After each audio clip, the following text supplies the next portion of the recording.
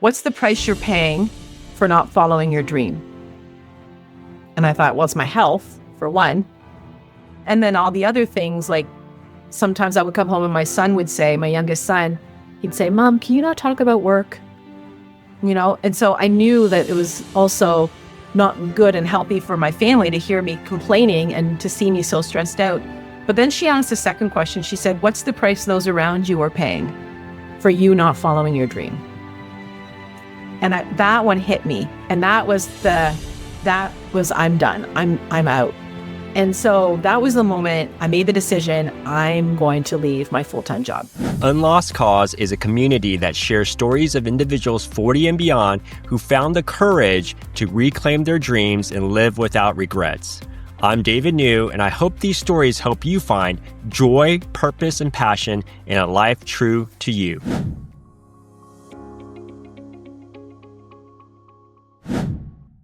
Today's Unlost Cause guest is Debbie Sluys, a visionary in every sense of the word. At 52, Debbie walked away from a 30-year career in childcare to pursue her passion for helping others declare and design their best life through vision boards. When the pandemic threatened to derail her new dream, she doubled down, transforming her boutique studio into a global company. Today, Dare to Declare includes a Train the Trainer Academy, a personal development magazine, and more, all rooted in the power of visualization and intentionality. So, Debbie, welcome to Unlost Cause. Thank you so much. It's so fun to have it reflected back like that. Thank you. Of course. And why don't we kick it off can you share with the audience, in your own words, what is your Unlost Cause, Dare to Declare?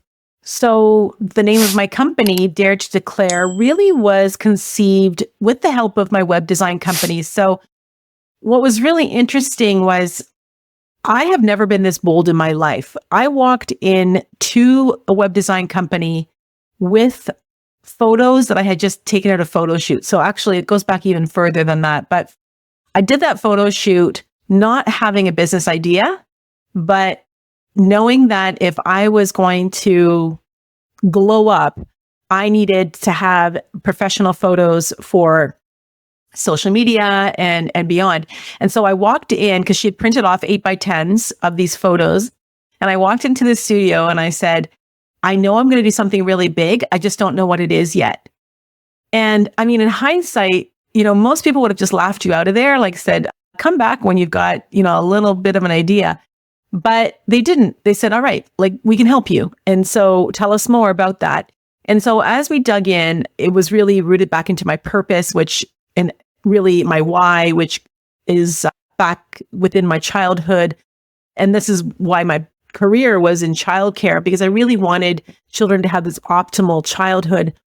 And I wanted people, specifically women, to feel empowered to declare their truth. And the truth being their most authentic selves, to be able to use their voice in a way that would also then help them create their future. And so Dare to Declare was given to me and created together with people within the web design company. Her name was Mary. She was so good. And when she said it, I knew immediately. I was like, yes, that's it. And then when we started to look for the domain name, it was already taken. And so then we put the number 2 in there, Dare to Declare, but then we ended up taking the domain name of my actual name as well. So now I'm just as well known as my name, Debbie Sluys, as I am Dare to Declare, but that's how that came about. Oh, that's incredible. And you mentioned that your why started in childhood. So let's rewind the clock a bit. And why don't you tell me, what was your upbringing like? So it started before I was fully conscious as a human, in that I was conceived and born to a single mom. And this is going back, as you know, this show is about people in their 50s. So I was born in 1968. And at that time, it was a lot of shame wrapped around being unwed.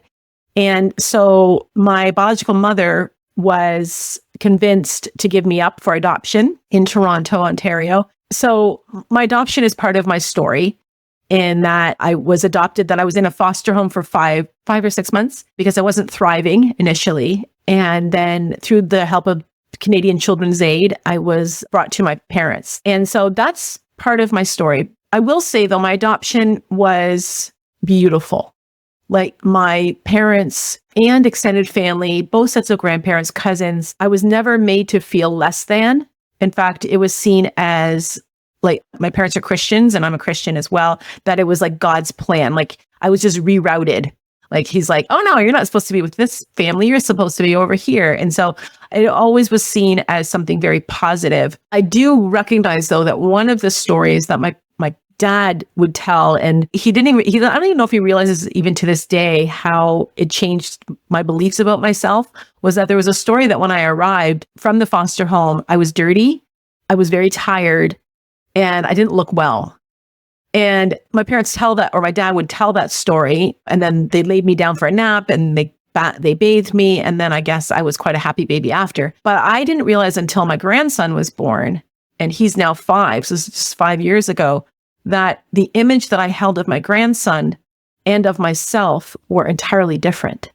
Being that my grandson, I view him as this little cherub, clean, squeaky, like just baby smelling, gorgeous.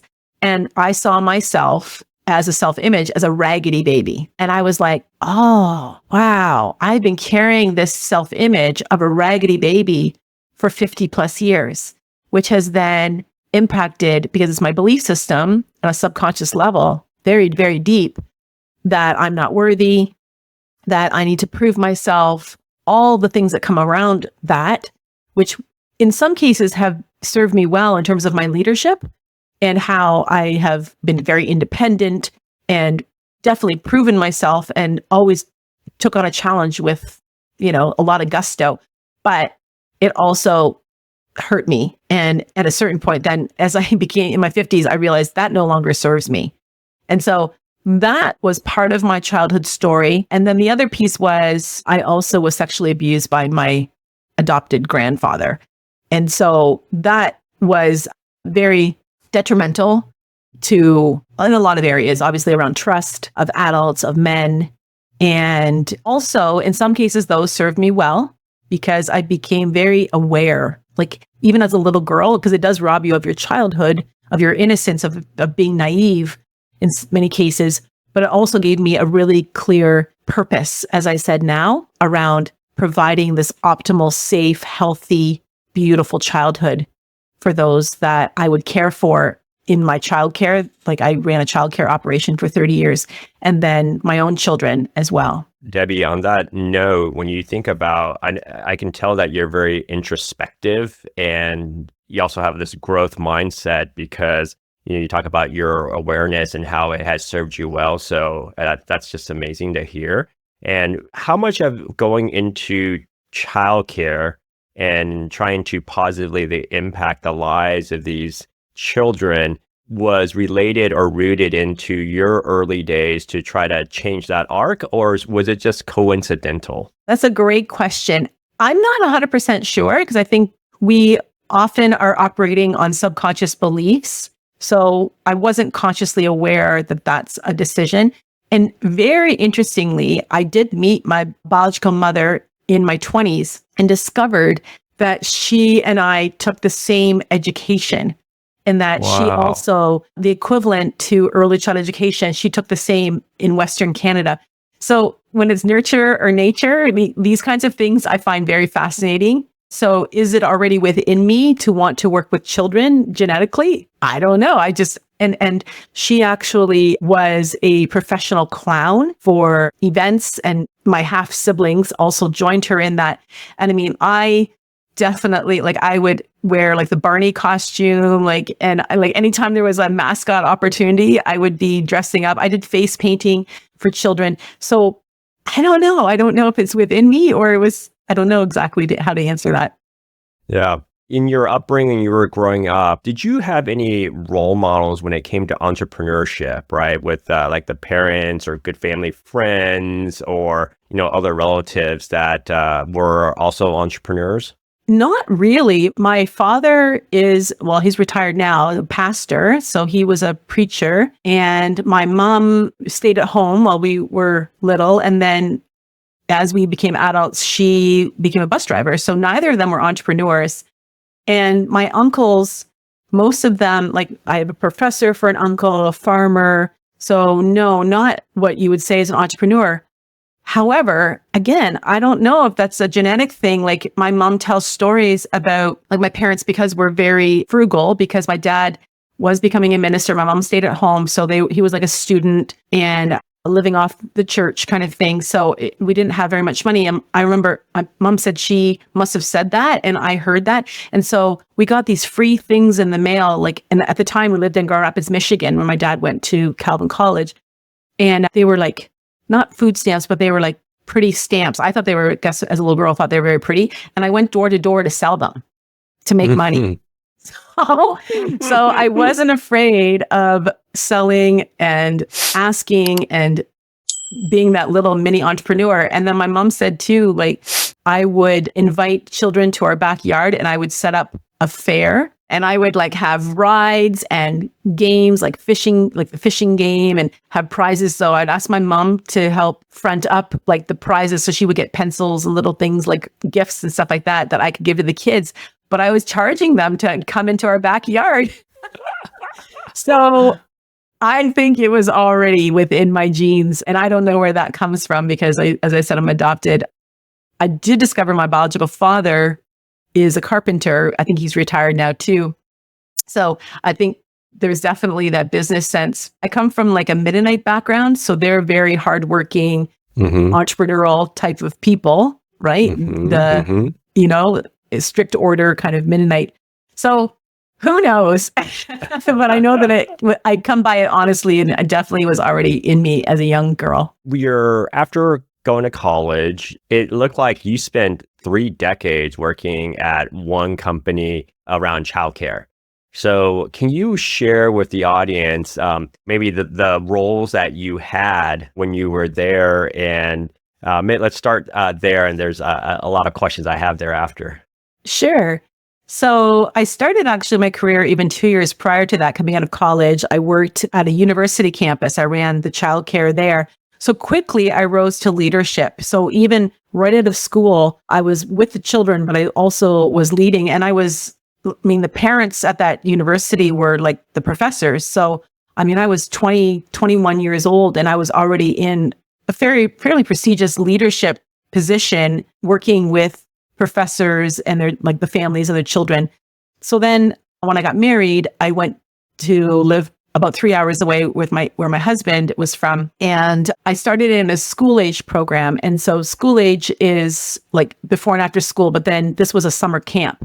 So, because I got married in June, I started like a week later and I ran their summer camp. And within 2 months, their supervisor left and she decided leadership wasn't for her. So I was the youngest and newest employee, and I put my hand up and I said, I'll do it. So it did not come without challenges. I definitely learned on the job, but we started that. So the organization at that time had, I think, under 10, 12 employees. And when I left 30 years later, we served about 500 kids. I had a team about 75. So definitely grew the organization. We grew it from that location and we moved into a local town, moved into schools, and we got awards actually. And we were one of the best within our province for the way that we were with children. So I moved from school age, being directly with children, into a leadership role, more of a supervisor. And then as we grew, I grew into a director's role where I had 3 supervisors that oversaw the various locations. And also I got to also be more of a leader, not just within my organization, but within our community and then beyond, because we were asked to pilot this new way of being with children, which is play-based learning. Comes from Reggio, Italy, comes from Australia. And before that, 20 years or 30 years ago, it was very much like very artificial, like plastic materials for kids, very primary colors, where now it's much more based back on imagination. The way children actually learn, it's much more authentic to children's learning. And we were one of the few to start to pilot this way of being, which I loved. And it created such a radical change in the children and the way that they were. And we didn't have what you would call, I'm putting air quotes, behaviors, and we didn't need timeouts, children sitting on chairs away, like that was gone. And it was so radical that people asked me to start to tell my story. and the storytelling turned into public speaking, and those turned into workshops. And all of a sudden I'm on stage with 450 people that I'm talking to. And it was remarkable. And I loved it. I really loved having and making that bigger impact. Got it. So you probably set the record for Unlost Cause guest with the longest run at one company for 3 decades. So during that run, you've progressed and you're growing, and then you're speaking. Now you're running workshops and on stage in front of hundreds of people. So was there still like a gnawing sense? You're like, there's something else I want to do that's a little bit more entrepreneurial, or was it like a slow burn, or was there a event that may have triggered like, no, there's something else I would like to do? Yeah. And as you're saying that, I never felt satisfied with the status quo. So I always wanted our organization to be the best. I wanted us to always have that vision of how can I serve my employees the best and so their families. I wanted children as adults to look back and point and say, that was an awesome place to grow up. Like the food was amazing. Whenever I walked in, smelled like home. The teachers were so friendly. I always felt loved there. Like that was my goal. So we did things like, one other thing too, is we created in multiple years, we had a children's festival. So it was so out of the box. And I brought in like children's celebrities, like singers, and I got sponsors for it. And I mean, we doubled the size of the population of our town. Like people are coming to me and they're like, Deb, we have traffic jams on the road. There's police out there now. And I'm like, oh no, but it was a good problem to have. But so I always was experimenting with how can I do things better? And I just was never satisfied with the status quo. And I think that's part of where it also came to a ceiling where I start to butt up against the government and around policies and things that I just really wanted to challenge myself to grow. And I felt like as more and more things were around litigation and risk, low risk, all of those things, it just started to feel like I was under constraints and I just couldn't be my most creative self. So because of the speaking, I felt that nudge. I also had a couple of situations that were very stressful. I was sued. I was exonerated, but it took me like a whole year to clear my name. And especially with children, it can be like, and again, it was removed even from me. It wasn't even directly against me, but I was still involved in this. And it was very, very, very stressful. And so for those reasons, I was like, I need to continue to grow in a way that serves where I feel like I'm meant for something bigger. And my employees, like some of them even gave me Mother's Day gifts. Like I knew that I had a gift to make my people feel like they had a sense of belonging and that they were seen and heard. And I knew that I could do that on a bigger scale. But I wasn't, like I said, I wasn't sure what that was going to look like, which is led me to that photo shoot. And the photo shoot was the first time where I looked at my own image with the photographer taking it and thinking, hokey doodles, I want to be that $1 million version of me. Like that girl's up to big things. Because when I look in the mirror, I see a mom, I see a childcare director, I see a wife, but the woman in those photos, she's changing the world. And so my own image became my first vision board. And that I recognized, wow, like I want to be her. So you just mentioned vision board. So Debbie, when was your first experience either reading about it, going to a workshop, or doing a vision board? Like when did that occur? So I would love to say I've been doing them forever, but it's not true. I realize I've always had things that I envisioned. And I always, even as a little girl, would hang up pictures in my room, wanting to visit various places or have like a horse or, I always had big dreams, or if things could be fancy, I wanted to dress fancy. And so I knew that I always was visionary, but my true first vision board didn't even happen until, like I said, I walked into that web design company. I said I was going to do something really big, and I still even yet hadn't discovered vision boards. I had my images. We started to talk about dare to declare and around my purpose. And then, like manifestation, the law of the universe work, because I was focused on that across my news feed on social media, I'm not sure if it was Facebook or what, Jack Canfield. So he's Chicken Soup for the Soul. Vision boards came across and I was like, that something about that resonates. It feels fun. It's playful, which again speaks to my early childhood heart. It's hands-on. It's gathering people together, and it's full of hope. And so I just started to investigate, and I spent the winter of 2017 really digging in, researching more and more, finding different sources. I noticed like in the southern states, there was beautiful Black women that are almost preaching, like doing visioning and vision boards. And I was just so enthralled with that. And so I created my curriculum 2017, 2018, and did my first vision board then. Oh, wow. So this is a relatively recent phenomenon because, a lot of people, they hold on to an idea that they had maybe in childhood and they love baking and they want to open their own restaurant or baked goods shop. But for you, it seems like you went to take the photos, you knew you wanted to do something different. And in 2017 is when you read Jack Canfield, and then really started to get your arms and get a lot of fascination around vision boards. So did I get that correct? That's right. Yeah.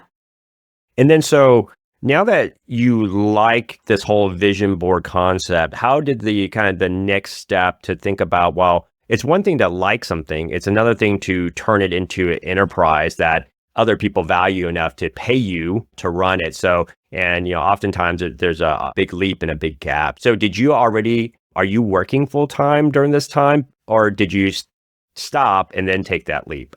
No. So I was still working and I did that. So I did so for 2 years. So in 2017, 18, my husband he owned a building supply company. And one day I was visiting him on lunch and he said, "I see that look." He goes, "What are you thinking?" And I said, "This boardroom area would be a great space to do vision boards in." And he said, "You know what? I can do something better for you." He said, "What if I move these walls and I create a studio for you?" And I was like, "Oh my goodness." So we hired a designer and we created a vision board for what that studio would look like. And the closest I can say for the listener to imagine is if you know the brand Kate Spade, if you were to walk into a Kate Spade store, it was like a Kate Spade space without the merchandise. And it was a beautiful playroom, so to speak, to do vision boards. The tables were specifically designed nice and large to hold the boards. I had hundreds and hundreds of magazines. I had a big screen TV. I had a space to serve lunch. So yeah, we created that beautiful studio. And then I opened my doors in 2018, fully expecting lineups out the door. I don't know if most entrepreneurs think that. It's like, okay, because this has been my world now. I've been thinking about this for months. And I was like, all I need to do is just, hang my shingle and everybody's just going to show up. And then I did my open house and it was crickets. And I was like, oh no. So I went back to the community that knows me best in my early years. And I said to them, "Look, I know I've got something really special here. I'm one of you, and I've got this hope-filled activity." And so I started doing speaking around the province. Also, people were coming then to my studio and using it. And so I would do the workshops on the weekends. I would take vacation days with permission from my board of directors. And so I was doing both. I was juggling both. But what happened was, I'm a big proponent of this. I don't think it's wise to say, just jump out of the airplane. As soon as you have this passionate idea, just jump out. Because I think it takes time to hone your craft, to do your market research, sort of, work out some of the bugs around and fail, do some, things that don't work. And so one of the things I also did was, one of my parents at the childcare, she was the manager of the local women's shelter. So women that were in crisis would come to their shelter. And she said to me, "Deb, I heard about this thing you're doing. Would you serve the women of the women's shelter?" I said, "I'd be honored." I said, "Let me gift that to them." So I created my vision board workshop using what I was learning from Canfield and from others. And it was more probably based on goals. So I had the 7 life areas, here's how you create a vision board. And then when I thought about serving the women at the women's shelter, I tried to put myself in her shoes. And I thought, if I was in crisis, I wouldn't be thinking about, what's my vision for my spirituality? What's my vision for learning? I would have maybe 2 on the board. So I redid my whole vision board curriculum initially, because I created one. And then I went back to the drawing board and I created one based on intuition, because that's what had served me, was that when I listened to that inner nudge to say, you're meant for something bigger, you should go get a photo shoot, you should open up a studio. It was that inner voice that I was listening to, and I was taking obvious action. So if you want to run a business, you need to go get a business license. You need to, like, I remember talking to my husband's accountant, and he said to me, he didn't say anything wrong, but I took it as a challenge just because of, my experience around older men. He said to me, what, is this a business or is it a hobby? Right. And I was like, you jerk. And I said, no, this is a business. Right. And he says, well, you should get incorporated. I'm like, you're right. I should. I had no business being incorporated at that point, but I paid the money and it just legitimized my business. And I'm so grateful that I did that, because when I was ready, which came really quickly, I had all these things in place that I was a full-on legitimate licensed company. So those were the obvious actions, but I definitely followed the inspired action. So I honed my craft. I did that for 2 years. And then when you say, was there a moment? I did have a moment where I had a situation at work, like I told you about the stress, where half my face fell. So I had like a paralyzed situation. I lost my speech during a meeting and I couldn't get words out that I was trying to say. And it really scared me. And it should have scared me enough to say, I'm done. But it still took me a couple of months that I was in the hospital with my daughter when she was delivering my grandson. And she said to me, Mom, why don't you quit your job? And I said, because I'm really scared. I was making $60,000 a year, reliable revenue. And I said, it's a big leap. So she asked me that question, which kind of was sitting with me. And I realized I really do want to spend more time with my grandson. I want to have more freedom of time and freedom of money, because I knew I had hit a ceiling of what I could make as a not-for-profit childcare director. Then I was at a conference and I was speaking there as well. And this other speaker asked these two questions. She said, what's the price you're paying for not following your dream? And I thought, well, it's my health, for one. And then all the other things, like sometimes I would come home and my son would say, my youngest son, he'd say, Mom, can you not talk about work? And so I knew that it was also not good and healthy for my family to hear me complaining and to see me so stressed out. But then she asked a second question. She said, what's the price those around you are paying for you not following your dream? That one hit me. And that was I'm done. I'm out. And so that was the moment I made the decision, I'm going to leave my full-time job. And so that was October 2019. And I had to, came home, told my husband, he's like, okay, we're doing this. And I said, yep. So January 2020, I gave my board directors 6 months notice. I figured I'd been there for 30 years. I need to give them 6 months to clean up 3 offices, to hire my successor. But you probably can see where the punchline is. Pandemic. Yeah. Yeah. And before we transition into pandemic, Debbie, can you just share with the audience, like, what is a vision board, one, and then what is kind of the flow or the agenda when you do these very bespoke or curated workshops to produce these vision boards? So we'll probably need another hour. But let me say what it's not, because if anybody has had experience with vision boards, in fact, even people that are in the personal development arena sometimes get turned off by the idea of a vision board, because they're done in a way that feels very materialistic and as a collage. And so it's a lot of chaos. It's like, oh, it's so fun just to, put things on the board that you want and then just kind of cross your fingers and hope that it manifests. And people are like, ew, even the word manifest can sometimes have a negative connotation. So I guide my clients through a very, as you said, bespoke process. It takes 6 hours to do a full vision board experience. And I do it either online over 3 consecutive weeks of 2 hours each, or we do it in person as a retreat or as a one-day experience.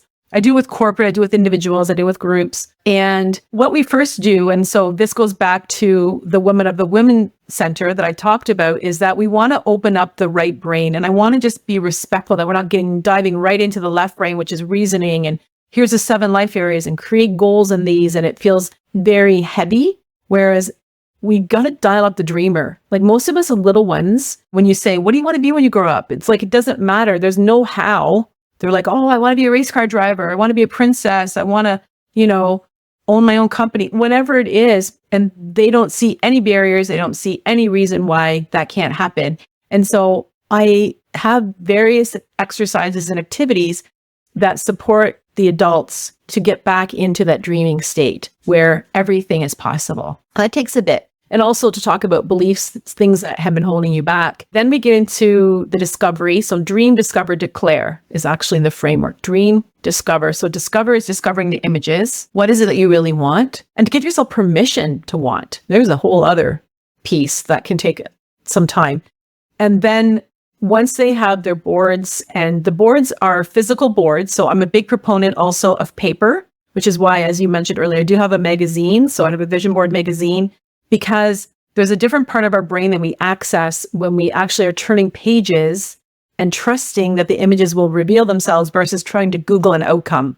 The ego takes over when we're Googling an outcome. Aesthetics take over, but those priorities versus looking for getting focused on what do I actually want and how does it make me feel? Because that's the other piece of it. So helping my clients discover the images, put them on a physical board, and I usually have them do large boards like 20 by 30, lay it out.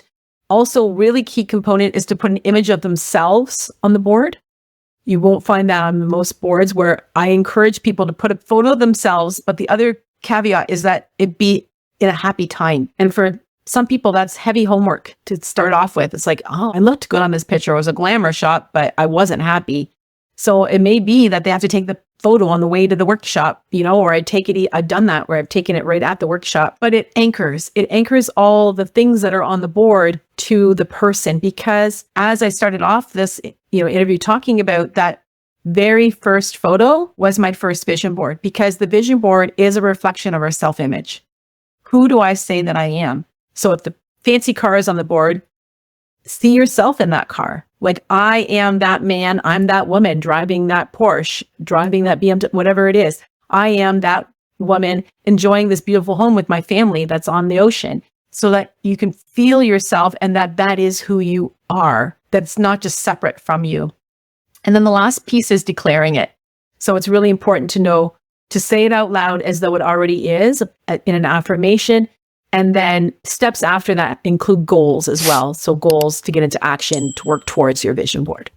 Wow, that's great. And you mentioned a little bit about how adults sometimes have to be reprogrammed in terms of like learning how to dream. And because then you mentioned like, hey, if you're a child and you ask them, their idea of constraints is much less and that they can dream more. Have you seen that difference become reality when you do vision boards with youth versus adults, and like the different types of dreams that they enable or allow themselves to have? For sure. I see it even with gender. Sometimes I see with women and men. I should do a study on that, but you should. Interesting. Yeah. Because I think women, and again, I'm going to make assumptions, but the women that I've worked with, and I have worked with more women than men actually, but men, even in the corporate world, like corporate has the vision for the company. It has a mission statement. It has, the core values are stated right on the wall. So it feels like a masculine kind of activity to set the vision, the goals, to dream, the American dream, so to speak. Whereas women, they tend to hold themselves back and they don't give themselves permission. And they sometimes say things like it's selfish, like I'm being selfish. Whereas men don't seem to have that same disposition that they're viewing it as selfish, because it's not. Yeah, it's just a limiting belief. I think a cultural, societal kind of thing that it can be seen as that. So that's the one thing. But with children, I had a little guy that I did, and I have a little mini vision board that I do. It's called a power word. And it's more to help children self-regulate, but I do it with adults too, so that we're not in fight, flight, or freeze. So it's like to choose a word for your year. So I did it with a grade 6 class, and I asked the whole group a similar exercise to what I do with adults, but I have 4 children. And what my experience has been is that my kids, when they were little, didn't really care about time. Like, they didn't care if we were late, and they didn't really care about money. My boys did a little bit more, but it's like, no, not really. So with adults, I normally ask them, if you had all the time and money in the world, what would you do? And adults, like that gets it. They start to get dreamy. The biggest thing they'll say is travel. And I'll ask them, okay, so travel to where, with who, what are you doing? But with the kids, what I said to them with this activity, I said, what would you do if you had all the help that you needed? What would you do to make the world a better place? And the answers, like the kids didn't even hesitate. They were just firing them off. Like they just knew who they wanted to help. Kids in other countries, kids that weren't, didn't have money or food, or they wanted to help animals. They wanted to help the environment. So I had one little guy and he said, Mrs. Sluys, I can't figure out my word. And I said, oh, well, tell me, what was your answer around that exercise I gave you around if you had all the help? He said, well, you know how there's some diseases that don't have cures? And I said, yes. He said, I think that the answers are in the ocean. Whoa. Like this little guy is 10 or 11 years old. And I was like, wow, like talk about dreamer. And I said, you sound like you're an adventurer or an explorer. He says, I am an adventurer. And so having that spoken over him deciding, yes, I'm an adventurer, whether that means he goes into the medical field or wherever he goes, but talk about self-image, incredible. And he wasn't even hesitant to bring that forward, that idea. I just love that. Yeah, that's beautiful. And you jumped in full bore in 2020, right? The beginning of 2020. So share with the audience. So you're all excited and you do this and then the pandemic rips. How is this impacting you and the growth trajectory of the business? Yes. So I was really excited. I hired a coach, and because I thought, okay, I need a coach. And one of my final projects with her was to do an online workshop. Now, I mean, you and I here are on this Riverside platform and Zoom, I didn't really use that at that time. And it's now I don't even want people to call me. I'm like, let's just Zoom, like this FaceTime, right? And so I did my very first workshop, and I wasn't sure what I was going to do it on because I wasn't sure that vision boards were going to translate online. I'd only done them in person. So what had been saving me during this transition was my power word, was my word for the year. And I had chosen it before I knew about the pandemic. I had chosen it at the beginning of the year, like I had been doing every year since, I think, 2015. And my word was generous. I am generous. And I had no idea how well that was going to serve me, so that when the health unit was changing the regulations, it felt like every week around, the children can't have water play anymore, or you've got to stand so far apart from each other, and all the different things that were coming up at such a rapid pace that families wanting to know what was going on, if we're going to close or reopen, my employees wondering what's going to happen, but also with me, like who's going to be our new director and what does that mean? There was so many questions and stress that I just kept channeling and saying to myself, Deb, what will your most generous self do? And I just continued to show up as her. And that allowed me then to exit with a lot of grace and do it really well. And so then I jumped into a high-level coaching program, meaning that was the most I'd ever invested before. And in fact, I look back, there was 2 levels even within this program. And I was like, go big or go home. Like, I am just like, I'm all in.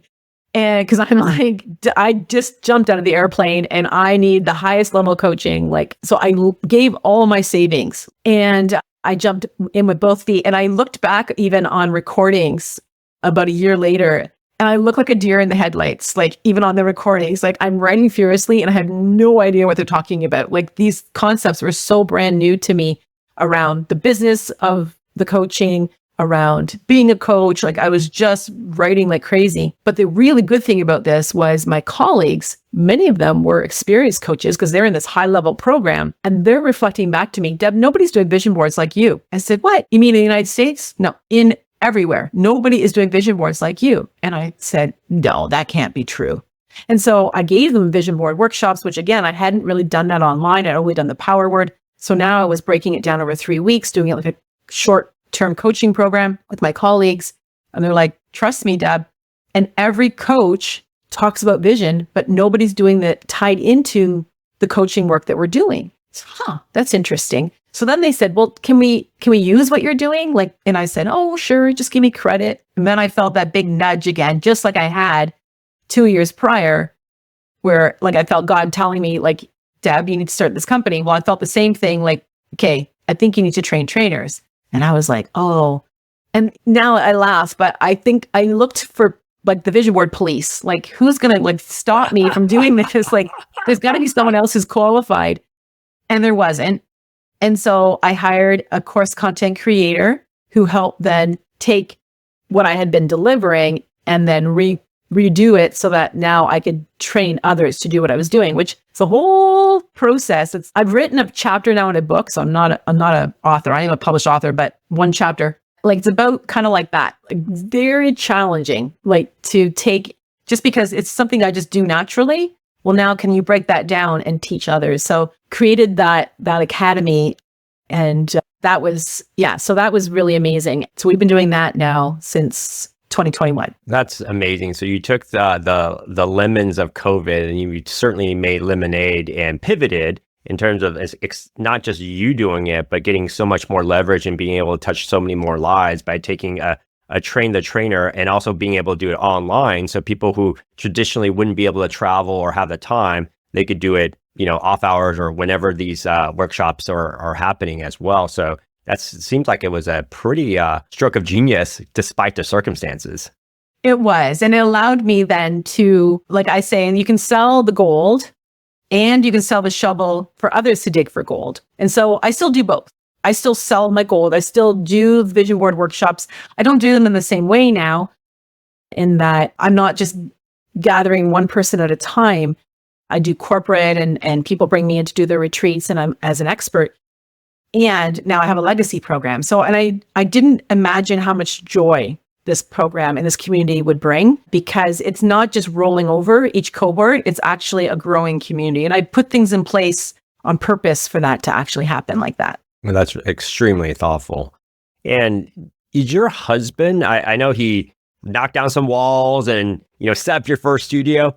How involved is he in the business, or is he not involved and he's still running his, I believe you said building supply company? So he had someone come in and offer to buy his company during COVID. So I rented off of the new owner for my studio for a while up until last fall. So 2024, it closed October 2024 was because it was resold again.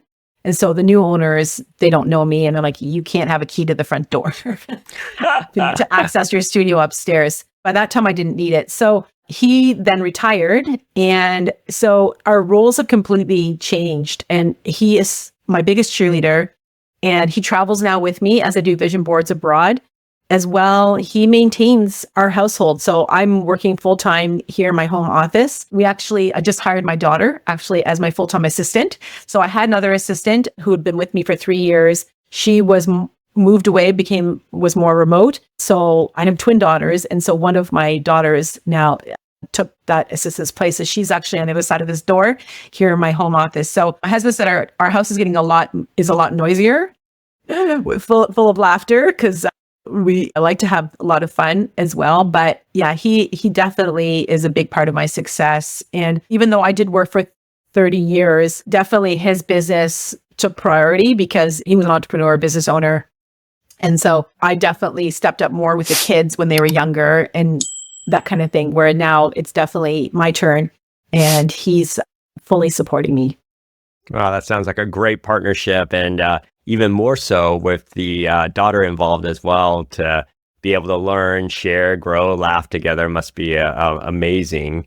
And one of the things as the audience of Unlost Cause is like listening, is there a vision board that stands out to you? I know you've done a lot, but there may be one or two that really stand out about someone who felt like it was a lost cause, but he or she put their photo there and, whatever around it, that they said that they were going to tackle or manifest something, and they did that, and you were just incredibly proud that that first step happened with you. Do you remember potentially one or two boards like that? So I have a couple of examples. There's been many, but this one stands out where I had a lady that came to do one of our in-person workshops, and she had put on her board, well, she almost stepped over it. So this is actually, I use this as an example and a lesson for people that are doing vision boards with me, to say, sometimes what's closest to you, you don't actually see that's your vision. So she actually had said at our lunchtime that she loved going to the weekend farmer's market and selling her grandmother's preserves, like not actually her grandmother's preserves, but the recipes from her grandmother, because she would make preserves. And so I asked her, I said, where is your store on your board? And she said, what store? And I said, well, I heard you say that you would love to have a store and that you'd love to sell your grandmother's recipes. And she said, well, doesn't everybody can? And I looked around the room and I said, I don't. And I looked around the room and I said, and even if they do, I said, it's not your grandmother's recipes. And secondly, you spoke with so much passion about it. It's what you love and what you want. And I said, do you really want that? She said, I really do. And so she put it on her board. A year later, I was at an event, and before I went on to speak, the organizer said to me, Deb, can you just wait a minute? We just got a little ceremony before you go on to talk. And this was, again, to my early childhood community. So I was going to speak in front of 250 educators and so forth. And I said, sure. And so in walks Rosemary. And I said, hey, what are you doing here? She said, you didn't hear? And I said, no. She said, I'm retiring. This is my retirement ceremony. I said, and I get to be here, like serendipitous, like amazing. I'm just so excited for you. And then I said, what are you doing? She said, I opened my store. And so she now has a store and it's beautiful. She sells her grandmother's preserves. She rocked it through COVID, like did the delivery thing. She's been featured in the Windsor Star as well as the Detroit News as a successful Black entrepreneur, female, and she loves it. And it's just, yeah, it's called Country Rose is her store. Wow. Well, for anyone interested, go check out Country Rose, right? That's right. Yeah. And then when you're starting out, I know that there's going to be a plethora of highs and also lows.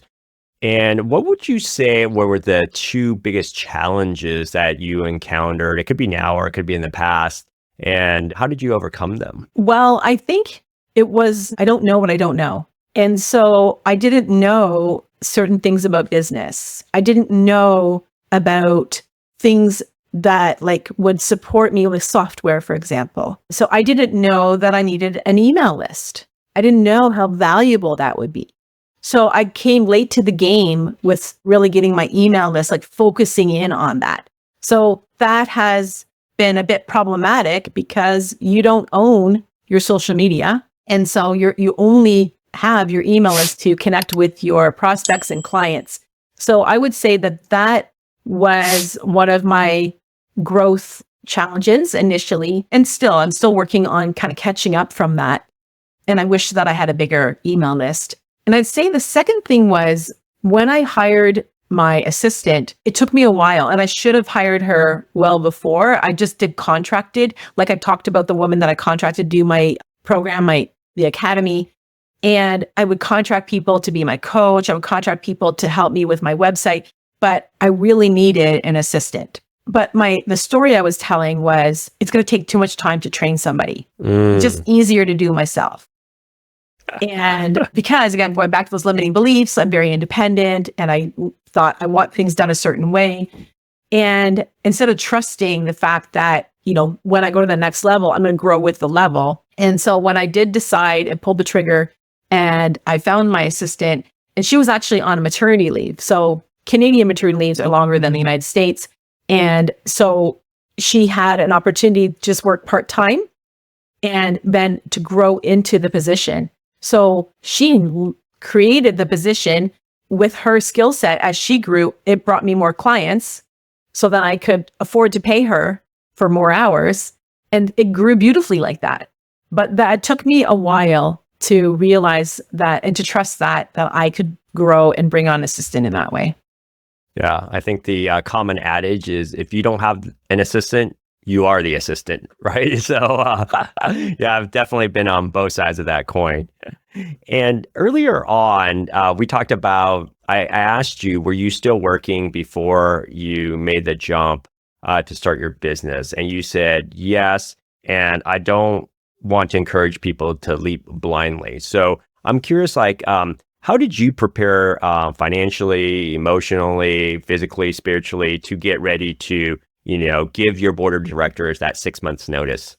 Well, I had clients. I had what I thought was a real great plan was to use my studio and then to also have speaking engagements. That plan fell completely apart with COVID. Like I didn't see that coming. So even though I had the best laid plan around having savings, having, being booked out and knowing that I had upcoming engagements, and then I had a marketing strategy, all of that changed when I couldn't actually do my workshops in person. So yeah, it was very scary. And I had that thought sort of in March, like, do I go ask for my job back, or do I just go ask, can I work somewhere else in the childcare, or am I going to do something else, because I just don't see how I'm going to be able to do this. And so an equation that I'm a certified success principles trainer with Jack Canfield, and he has this equation. It says E plus R equals O. E stands for the event. O stands for the outcome. And most people just deal with those two letters.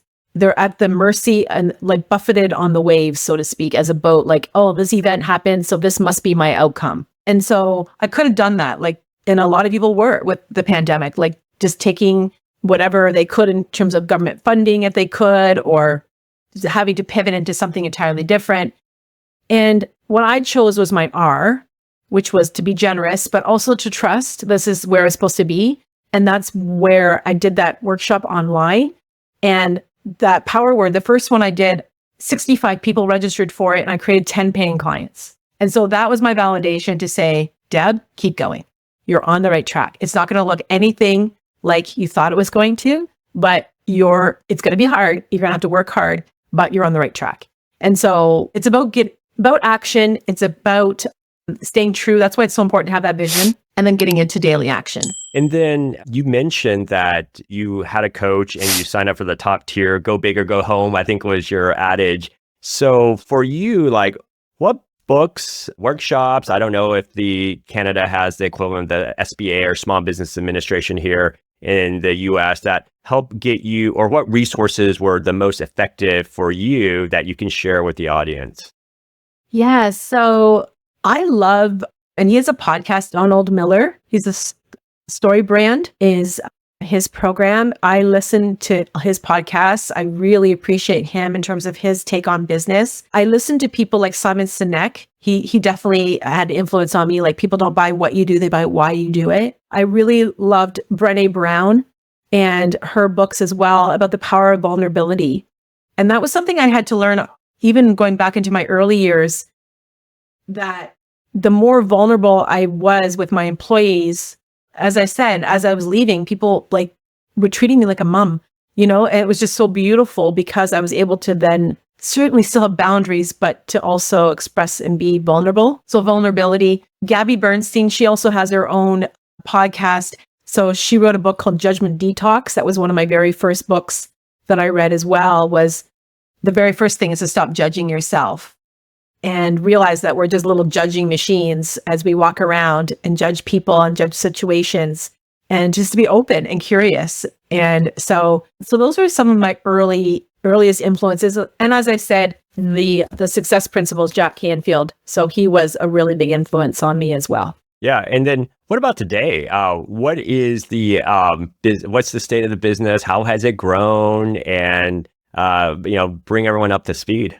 So we have over 50 graduates now in the academy from 5 different countries. Most of them are female, but we have 2 males. One is a cardiologist from Ireland. He uses the vision boards with his patients as well as some of his colleagues, because he has a coaching program to help them with their overall wellness, but he sees the vision as the lead. We just had a couple of clients graduate who are Indigenous leaders here in Canada, and really looking at the vision as a way to bring corporate back and the power of restoration and with purpose. And so really enjoying being and having these different places for the vision boards to be active. There's a lady that does wedding planning and event planning. And so helping couples to have the vision for what they want for their wedding. So there's just so many different applications. And so I really do love the academy. I'm also now doing vision boards abroad.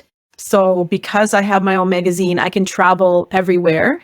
And I can either ship them ahead or just pack 12 in my suitcase with my scissors and glue sticks and laptop, and away I go. And then the last thing that I've also created was a goal planner. So this goal planner is like a little mini goal board every month, and it helps people chunk down. So they've got the big vision, which if you're not sure about the how, Well, then the next step is, and I'll just show you mine here, is to have a goal board, which is broken into 3 areas: work, wellness, wholehearted, and you have a plan of action. So this is where it gets broken down into those actionable steps. So that's my paper, my stationery products.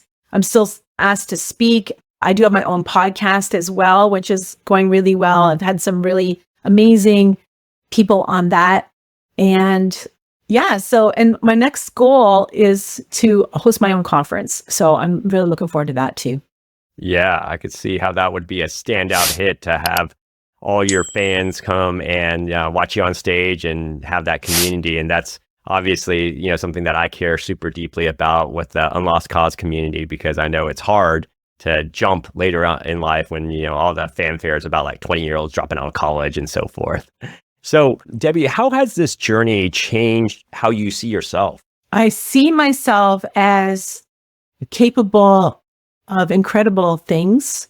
Definitely see myself as a leader. How does it change though? I did see myself as a leader before, but leader of a movement. And I think that's where it's not just isolated, but that it actually has a ripple effect. And I see myself as, that what I teach, I get to walk my talk. And that gives me so much joy. So I see myself as very grateful, feeling very fulfilled, and just excited for the next 40 years. Yeah. And are you proud of yourself? I am proud of myself. Thank you for asking. That's great. I could feel the positive energy. And if you were on your deathbed and you didn't take that leap to start the company, how do you think you would feel? A lot of regret. And that is a motivation for me even now. That when I think like, oh, should I talk to that person? And then I think, do I want to have that regret that I ever want to think one day, why didn't you reach out to that person? So if I have an idea, I'm definitely a doer, because I love that. No regrets. I want to make sure that I've lived life full out to help as many people as possible, to make a big impact. So yeah, I definitely would have had a regret had I not started that. No, that's fantastic. And then you help people visualize their best life and take actions to follow through with it. What's a simple 3-word description of this manifestation process? So there's a couple of 3-word series. Let's just start with be, do, have. So most people have that flipped around. Most people have a vision board as, what do I want to have? What do I need to do to have that stuff? And then someday, hopefully I'll be happy. And that's really even how society has set up workplaces. Like, you're kind of working for the 2 weeks of vacation, work, or you work 5 days and then you can, party on the weekends. It's like sometime, then on the weekend, I'll be happy. Like, oh, Mondays, But what if you could flip that around, and who do you get to be? So I get to be vacation Deb on a Monday, a random Monday. That's who I get to be. And then what do I get to do? Well, I get to step in to the next step towards my goal every day. And then I think the have often the divine. And what I know is that when I am in alignment with my vision and my goals, what's sent my way surprises me in such wonderful ways, because it's usually bigger and better than I expected. And you said words are very powerful and important. And in this be, do, have paradigm, you said, I get to be, I get to do. Is that very intentional? Like it's a choice that I own, because I can be happy or I can be sad, but it's a free choice, right? And so is that actually very intentional that you use the word get in front of that paradigm? It is. And because it is a choice.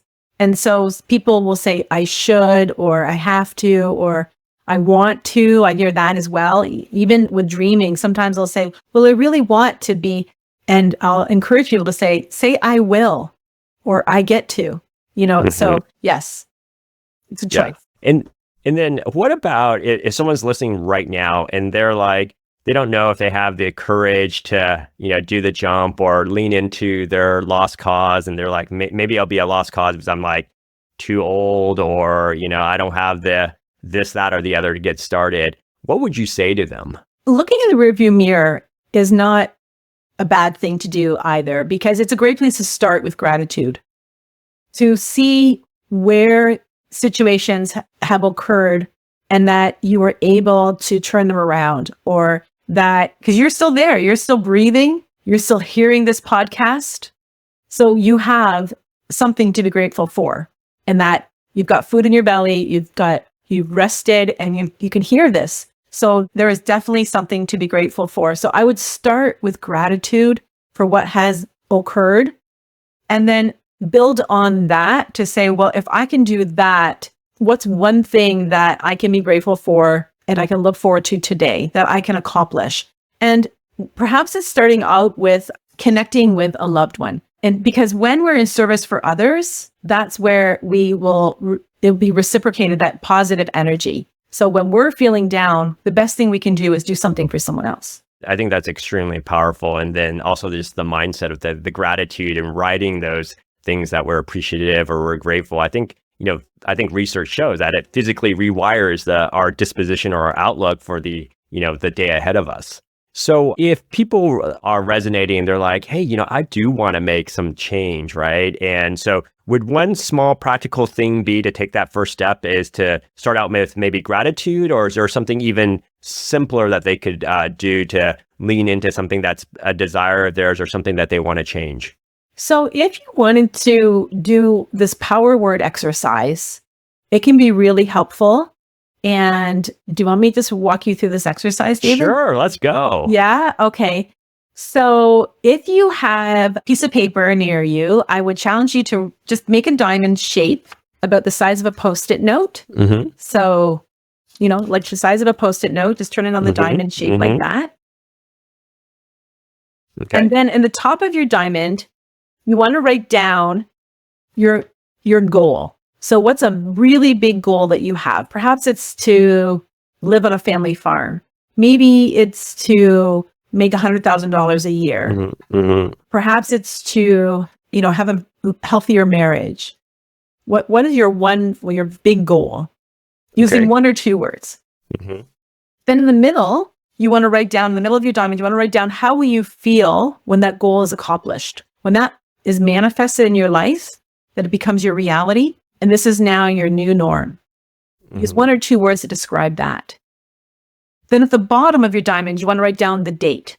So this is where it gets real. I want you to write down the date. When is this actually going to happen?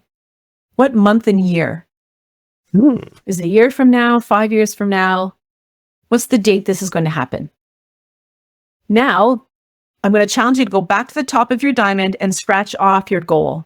It's going to feel odd. Mm-hmm. Because what I want you to realize is that the middle is actually your vision, your goal. Mm-hmm. And I want you to ask yourself, are you willing to wait to this date to feel that way? Mm-hmm. Probably not. If it's not today's date, it's too long to wait. Just like you talked about, you asked me about being on your deathbed. Mm-hmm. You deserve to feel accomplished, successful, loved, energetic. Whatever it is that you wrote there today. And that is, as you articulated beautifully before, a choice. And that is the R in that equation, E plus R equals O. That is your R. And it's not dependent on the have. It's not dependent on the circumstances of this goal being accomplished. It is a choice. And so you may want to decide to take that word and make that your word for the year. I am successful. Whatever that word is, I am blessed. I am energetic.